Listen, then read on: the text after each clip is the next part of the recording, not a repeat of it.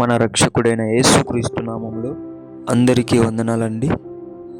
ఈరోజు దేవుని మాటలు యోహాను రాసిన మొదటి పత్రిక 5వ అధ్యాయము 18వ వచనము.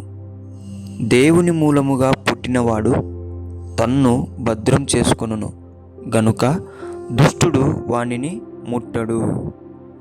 ప్రియమైన దేవుని బిడ్డలారా, ఎందుకు నేను ఇలా ప్రతిసారి పాపంలో పడిపోతున్నాను? ఎందుకు నేను దేవునిలో నిలకడలేని జీవితంలో జీవిస్తున్నాను? ఎందుకు నేను పరిశుద్ధంగా జీవించలేకపోతున్నాను అని నీవు అనుకుంటున్నావేమో. ఇక్కడ దేవుడు చెప్తున్న మాట చూడండి. దేవుని మూలముగా పుట్టినవాడు వానిని భద్రం చేసుకుంటాడు కాబట్టి దుష్టుడు వాని ముట్టనేడు. ఈరోజు నీవు దుష్టుడు ముట్టడం వల్ల పాపంలో పడిపోతున్నావు. దుష్టుడు ముట్టడం వల్ల నీకు నిలకడలేని జీవితం. దుష్టుడు ముట్టడం వలనే పరిశుద్ధతను నువ్వు కాపాడుకోలేకపోతున్నావు. ప్రియ దేవుని బిడ్డలారా, నీవు దేవుని మూలముగా పుట్టిన తర్వాత దేవుడిచ్చిన పరిశుద్ధతను భద్రపరచుకోవడం నేర్చుకోవాలి.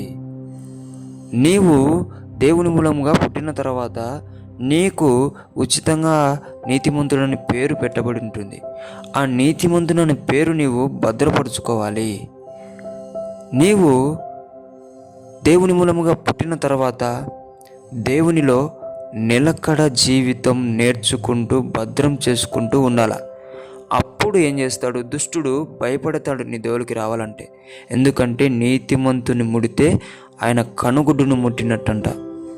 కాబట్టి వాడు నిన్ను ముడితే అగ్గి నన్ను కాల్చి వేస్తుంది అని చెప్పి, దేవుడు నన్ను శిక్షిస్తాడు అని చెప్పి వాడు భయపడతాడు.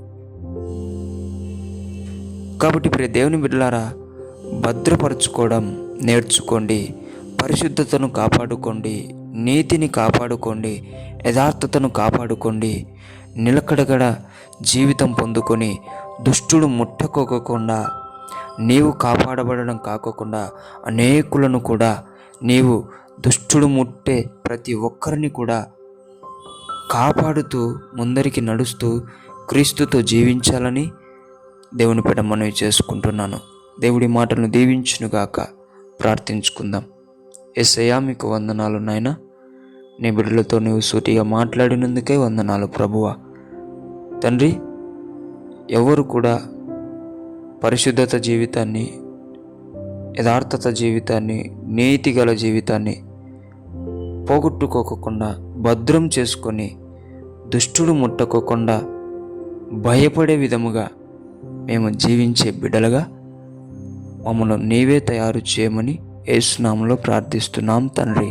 ఆమెన్.